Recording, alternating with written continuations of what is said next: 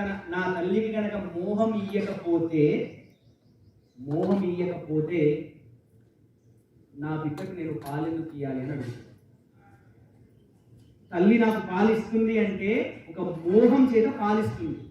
నేను బ్రతుకుతున్నా అంటే ఆ మోహమే, నేను పెరిగి పెద్దగైతున్నా అంటే ఆ మోహమే. అంటే ఒక మనిషికి ఇంకో మనిషి మాట్లాడాలన్నా ఏది చేయాలన్నా ఒక మోహం ఉంటే కానీ ఈ వ్యవస్థలో పెరగదు. మరి అదే మోహము నేను పెరగడానికి ఉపయోగపడ్డది. ఇక మళ్ళీ భూమి మీద రాకుండా ఉండడానికి గల కారణం కూడా మోహమే. ఈ మోహం వదిలిపెడితేనే మళ్ళీ మన భూమి మీదకి రాము. కాబట్టి మోహం ఇచ్చింది అమ్మని. ఆ మోహంలో మనం నడుస్తున్నది అమ్మ యొక్క అనుగ్రహం చేతనే. అమ్మ మనం నమస్కారం చేసుకోవాల్సింది కూడా ఈ మోహం తీసేయమని. ఇది చాలా మంది రుద్రానికి ఒక మాట వింటూ ఉంటారు. ప్రయంభకం యజామహే సుగంధిం పుష్టివర్ధనం అని అద్భుతమైన మృత్యుంజయ మంత్రము అని చెప్తాయి ఈ మంత్రాన్ని. కానీ ఈ మంత్రం యొక్క అర్థము ఎంత గొప్ప అర్థం ఉంది అంటే, మామూలుగా మన జీవితం మొత్తం ఈ చిన్న మంత్రంలో చెప్పేసింది. దోసకాయ ఉంటుంది, దోసకాయ తీగకు వస్తుంది. దోసకాయని తెంపడానికి పోతే తీగతో సహా బయటకు వస్తుంది, తీగ కూడా బయటకు వచ్చేస్తుంది. దోసకాయని తెంపడానికి పోతే అంత ఈజీగా తీగ నుంచి పిడిపడలేదు. అదే దోస పండు అయిన తర్వాత ఆ పండును ముట్టుకుంటే చాలు తీగ నుంచి విడిపడుతుంది. ఇదే మన జీవితం.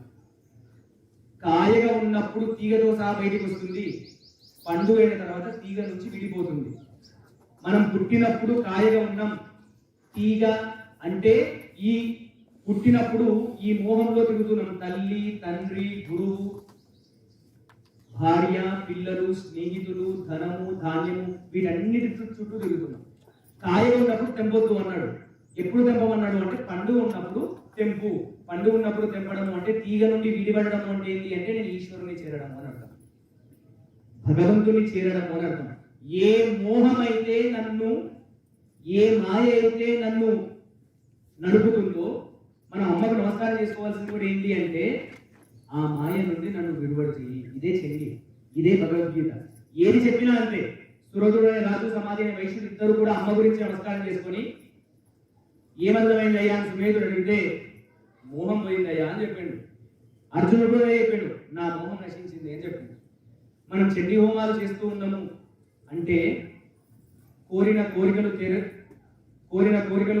కోరొద్దు అని కాదు, ఖచ్చితంగా కోరిన కోరికలు నెరవేర్చడానికి అమ్మ ఉంది. అదే వాగ్దానం చేసింది.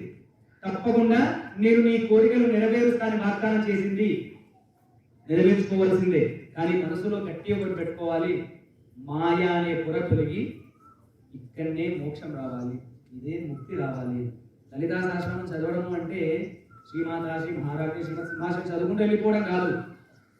ప్రతి మనిషి ఆలోచించవలసింది ఏంటి అంటే, అందులో మనం నామాన్ని పట్టుకుంటే ప్రతి మనిషికి షట్చక్రాలు ఉంటాయి, 6 చక్రాలు ఉంటాయి.